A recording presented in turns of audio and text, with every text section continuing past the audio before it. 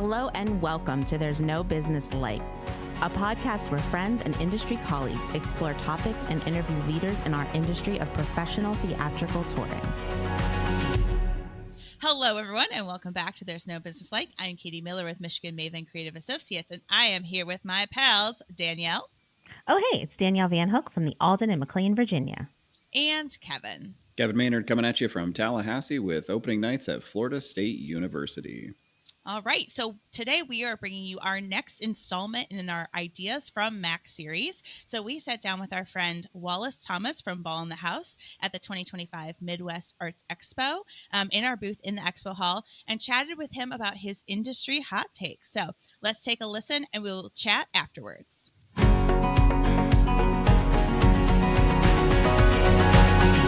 Hey there, y'all. How y'all doing? My name is Wallace Thomas, member of the R&B pop and soul group Ball in the House, a cappella group. Excellent. Welcome, Wallace. Welcome back to the Midwest Arts Expo. And welcome back to the pod. Yes, thank you for having me. Excited to have you back. All right. Question for you. Gotcha. What's your industry hot take? Ooh, Katie, may I give you two, please? You may. All right. First and foremost, so a cappella singer, right? Yes. The argument, we just had a cappella, trash. It's a trash argument. In a vacuum. Okay. Okay, so... Okay, tell me more. Tell me more. Okay. That's like saying, Misty Copeland, we can't have you next season because we just had the Jabberwockies this season. There's so many different genres, types of dance. Okay, so you're saying... Yeah, again, it's music, yes, but there's so many different... A cappella is not a genre. It's a way to perform different genres. So you could... Again, I know so many different variables, but you can have rock a cappella one year and then R&B or blue, or barbershop. I actually really love that distinction that a cappella is not a genre itself. Not. It's a way to perform other genres of music. Yes. I've actually never heard it described that way before, and that makes so much sense. As an a cappella fan myself, right. Grew up on rockapella. Rockapella, if you were out there. They're awesome. Please come talk to me. But I totally appreciate that, and I absolutely can see presenters saying, oh, no, we just had a cappella last year. I'm sure you hear that all the time. Yes, and again, I respect, I get you have so many people to answer to and whatnot, but am I exactly like the one you just had? Right. And if the answer is no, really give it a look. That's all I ask. Okay, I love it. So, hot take, you can book a cappella groups back to back. You can't you don't do one every 5 years. Exactly, yes. Got it, love it. Okay, so what's your second hot take? Lay it on me. Yes, so I was taught, that everything going on affects me somehow, some way. So whenever I come to conferences, anyone who goes to a conference, you should go to a PD session that doesn't speak directly to your role in the industry. Ooh. At least one. I like that. Yeah, each time. And I know for me, so I'm an artist, so everyone I go to a PD session for presenters or for agents, it's helped me to become more empathetic, more understanding, and it helped me to take things not so personally anymore. Oh, I like it. And again, if we're all in the same ecosystem, like your problems are my problems, right? And from a business standpoint, just like if I can find a way to be a part of the solution to our problem, like how much more valuable have I made myself to you? But I've got to know what you're going through to do that. Yeah. All right, so the hot take is step outside of your comfort zone and go learn about another part of the ecosystem. There it is. That's great. I think that's great advice. Great hot take. Thank you. Awesome. Wallace, thanks for so much for stopping by the booth. Thank you for having me. All right, Kevin and Danielle, what do you think about Wallace's hot takes? I think we could start with the second one because I think that's the easier and shorter one to really talk about. I think that obviously is a great idea. I mean, knowing more sides of the industry is always smarter. I think there's enough people in our industry that are willing to do that and do that. I will also say that we also have folks who are very set in their ways and only want to focus on their lane. Those are the folks that I hope are listening right now that go, maybe I should hear why it's difficult for an artist out there. I do think, too, there are becoming at conferences a lot more like mixed perspectives of the industry in individual sessions. And I do think that kind of highlights what Wallace is talking about that need to learn about the challenges on the other side. Because, I mean, it's definitely something I've been learning a lot about. I think since COVID, we've learned and everything, a lot of things changed after COVID. And we just had to talk more about why different things were an issue now that they weren't before, or they were an issue, but we were just sort of like politely keeping it to ourselves. And like Wallace said, we're an ecosystem, right? Like we don't have one side without the other, and we need each other. Yeah. I thought his point about empathy was well taken, and we all need a little bit more of that in general right now. But I think crossing those lines and having empathy for our colleagues is one of our greatest assets as a field, period. So, all right, now let's talk about programming. Wallace's point about the genres, sort of like talking about genres in programming and how often you can repeat an artist or a genre of programming from season to season. I thought, like, oh, I never thought about it from that perspective, sort of from like from what he talked about specifically with acapella. But I think that is something as programmers we think about a lot, is like, how often can I do a country artist? How often can I do a jazz artist? Do I have an audience to bring acapella back year after year after year? Yeah, I thought it was a really great thing for us to just think more in depth about. This is a genuine hot take, because I do think that this is something that there will be people that will disagree with on this, that will think that Wallace is wrong. I am sort of middle of the road. I think he is, like, there are aspects of it that I do agree with, but there's also aspects that I also disagree with. For instance, I don't know that I would say, no, I can't bring a cappella 2 years in a row, but stylistically, it would have to be a pretty different style of a cappella. I would also still label a cappella as a genre. Like, I know that he says that it's a way to showcase multiple genres, but like, it, to me, I think, and to most programmers, and actually, sorry, to me, and I think to most audiences, Yeah, a cappella is its own genre. agreed. But also, is that because a lot of times acapella gets regulated to its own corner? Like on all of the like media that acapella's been on, it's like forget what they're called, but it's like acapella TV shows or things where it's like they're always just sort of like in their own lane. But I mean, I see where you're coming from, Kevin, but I also see the difference that Wallace is saying. And I think he is saying like two different types of acapella, but just because like the overarching label is acapella doesn't necessarily like knock another one out. And I think for me, it would come down to like, how many shows a year are you booking?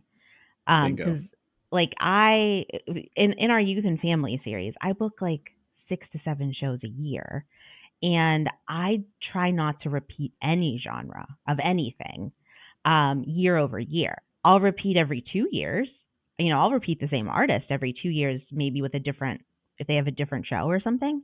Because you want to give your audience what they want, right? But you also you want to like provide that balance. But if we were a house that did like every weekend and like some weekdays, like I would have no problem with it. Danielle, that's exactly what I want to talk about, is like, there's a lot of nuance in this. Yeah. It really depends on the program, the venue, those sort of things, and also the area that you're in. There are certain genres and styles that just sell better in a community.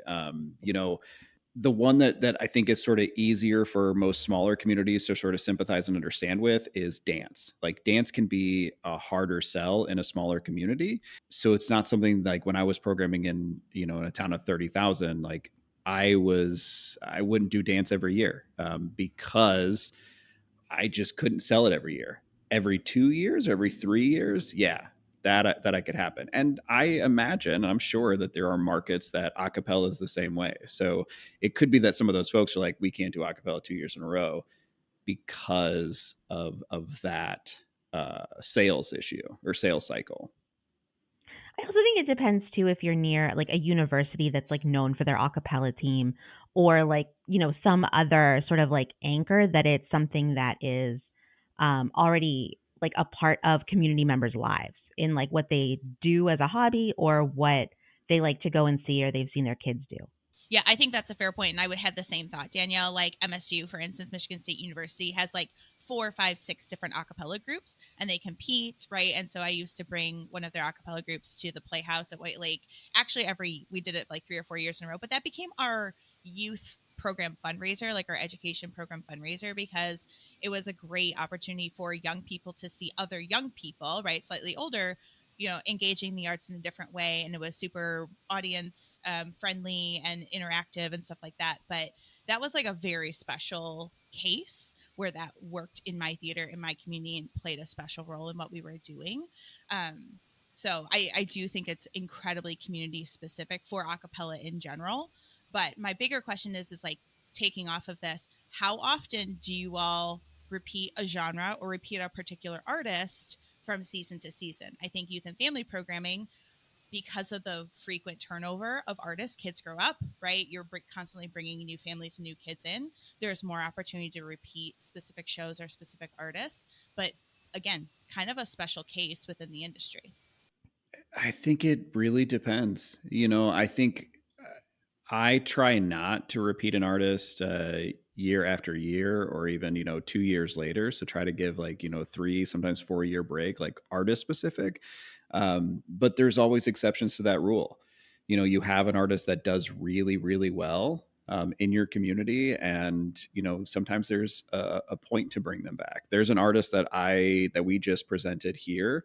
We will likely bring back next season, not because of their public performance, but because of the things that they did in education. And also, if they're going to be here for education, why not do a public performance with them? So there's those nuances.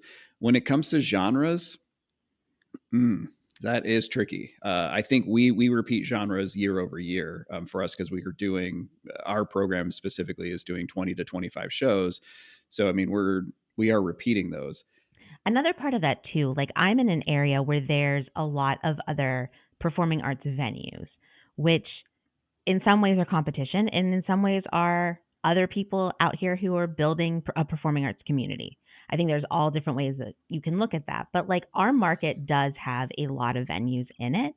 And I will pay attention to if there's an artist that I want to bring back, but it's been within 40 to 50 miles of me, and I don't know that our greater market is going to necessarily bear it another year, then then it becomes something that's not going to work in our venue. Or if it's an artist that I was maybe thinking of every 2 years, like it becomes much less frequent than that, because like I think we have like a little alcove of an audience that we mostly appeal to, but like we know our marketing gets out pretty broadly because we see people from other states and from a lot further away than you kind of might normally think to come to our community theater. And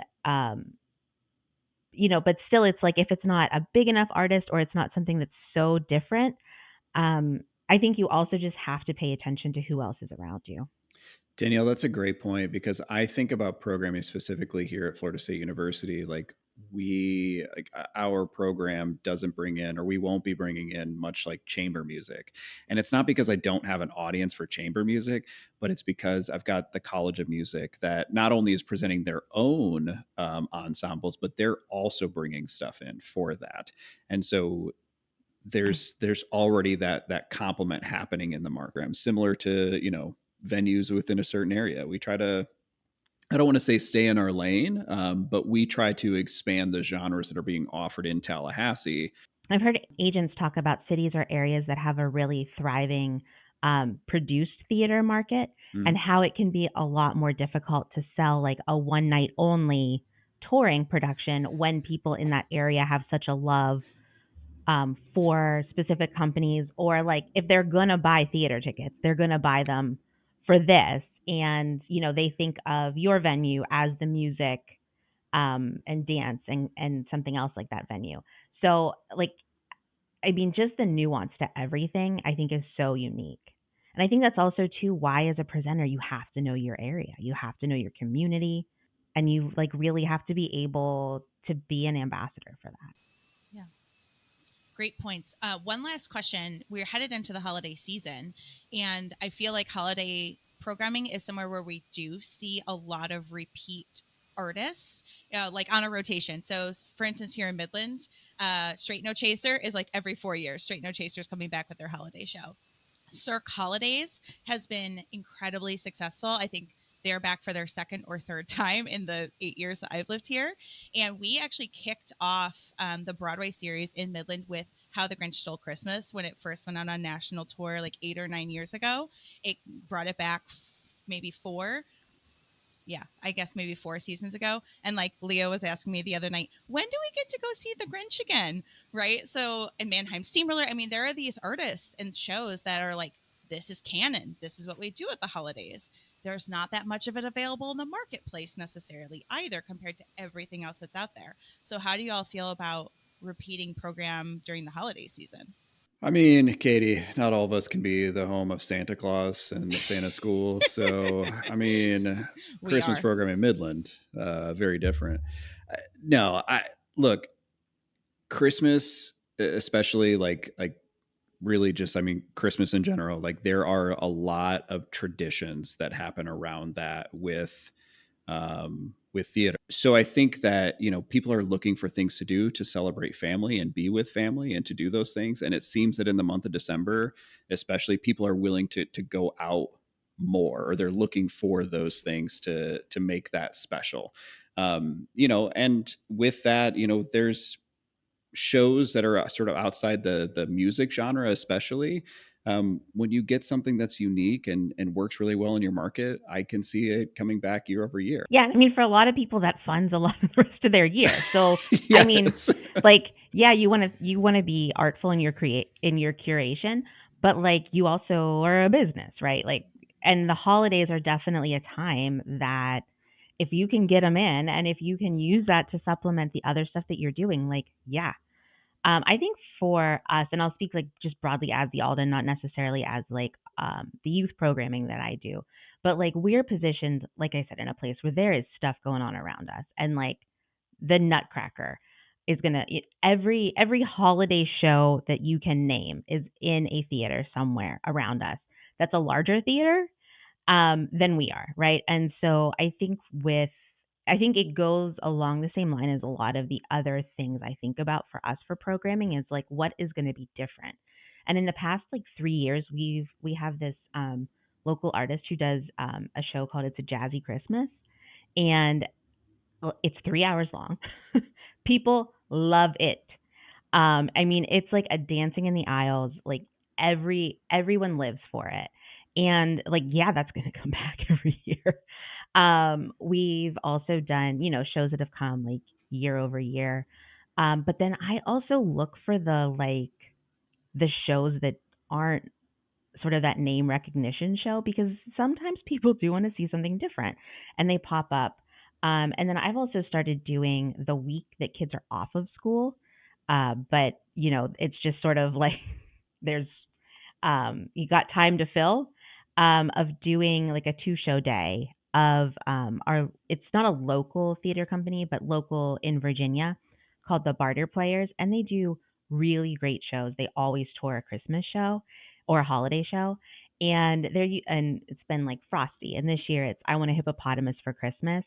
And for us it's a way of like you can add in an extra sort of holiday thing in that week that's not driving downtown or booking the ticket that's got the like $12 fees on it for like one of the light shows or something around us. Like there's so much to do, but I think our like close to home factor is like something that I think about whenever I'm looking at that and when we're selling it, because they're just like you're just so crazy busy, especially if you have kids around that time of year, that it's nice to have something that's just easy. Yeah. I think the familiarity and the tradition around holiday programming is something that we do have to take into consideration as programmers, because people are so busy. There's a lot going on. And for them to try and dive into something that's more complex than Rudolph the Red-Nosed Reindeer or your holiday symphony performance, where you're going to do 'Twas the Night Before Christmas and all that, like that can be really challenging and overwhelming to sort of um, to do that in addition to everything else that's going on. So I think the ease of sort of knowing what you're going to get when you're taking your family to a performance helps as well. Katie, I think that's a really good point. You know, we talk like I mentioned, holidays seem to be for the family. You know, it's time for family to reconnect. And when you have family coming into town or people returning home, you know, they want that nostalgia. They want that tradition. And also, like, if you're the host family, like you want to take them to something is going to entertain them. And so maybe that time isn't the time to do something that is, I don't want to say obscure, but like, they might not be as adventurous during that time because you're looking for consistency. You're looking for something that's going to, be tried and true. And also too, when we talk about sort of the like, is this programming we do every year, sort of every other year? I would say like for us, there are a lot of people who celebrate Christmas, and we, as a community center, we do a lot of programming that is cookies with Santa and things that are very related to Christmas. And so we, if we have a show that's very specifically about Christmas, like not a problem. But we also look at things that are sort of more generally holiday. And I think that, there can be an appreciation for stuff like that. But the thing that I think we do sort of like every 2 years, every 3 years, we try to find something that's like specifically for Hanukkah or something that will relate like more to our Jewish audience because, you know, offhandedly, and this is certainly not every person, but like a lot of that part of the community tells us like we know that like Christmas kind of dominates this time of the year, whether you call it holiday or you call it Christmas, and like they like it. They're like it's it's nice music. It reminds you of a time of the year. But I think that for us, like our audience or the people that kind of give us feedback, don't expect us to do something every year because there just isn't the canon. Or at least the canon very popular in an area that's like has a lot of diversity and a lot of different like religions and culture in it. But seeing that there is something like every couple of years, I think is really important. Whenever we're talking about like the curation piece of this, and as well as when there are holiday shows that don't fit within those two like greater cultural or religious categories. I think that that's also important to look for. And I haven't seen a ton of that, but like if artists are out there thinking of creating something that is more encompassing of global end of the year holiday traditions, that's something I would love to see. Danielle, I was having some of the same thoughts about cultural programming at the holidays, so thanks for bringing that forward. I think that's a perfect note for us all to end on. Thanks again to Wallace for stopping by our booth at Max and having a chat. Clearly, your hot takes were very hot. So that is all for this week on There's No Business Like. Hope you'll join us again next week. All right, everyone. Thanks for listening to There's No Business Like. Our producers and hosts are Brian Zelmer, Josh Benson, Kevin Maynard, Katie Miller, and me, Danielle Van Hook. Views expressed in this podcast are ours alone and are not reflective of the organizations we are a part of. Keep up with us at nobusinesslike.com. There you'll find links to all of our episodes and socials. If you like this podcast, give us a like, a follow, a review, or our favorite, a 5-star rating. Oh, wait, what was that site? I got it, don't worry. It is nobusinesslike.com. Do I sound out bus-I-ness every time I type it? Yep, sure do. Stay in touch, my friends. Okay, like, does it bother you when your cheeks touch your glasses? I have not worn glasses since I was in middle school. So I had glasses for distance for a few years, and then my eyes went back to 20/20 vision, and I didn't need them anymore. So I have not worn glasses. Is that a thing eyes do? Oh, wait, fucking wind. Okay, one, I did not even ask about middle school. I'm talking about the glasses on your face when you smile and your cheeks touch them. Does it bother you? There's a backstory, Kevin. There was no backstory. She's getting to it. You cut her off. All I was saying was I have not worn glasses for almost 30 years. Well, let me take that back. 20 years. Okay. 25 years. So this is brand new to me. I can't do math. This is not a math podcast. Again, you said the glasses, when you smile, the glasses touch your cheeks. And so there was some concern about fit. What I was saying, does it bother you? I don't know, because I've only been wearing them for an hour staring at my computer while I was You working. Can't tell if something bothers you for an hour? Do you understand how much discomfort we bear on a general daily basis? It doesn't mean it's okay. It doesn't mean that you should. If you just go like, oh, this does not feel comfortable, I will stop wearing this.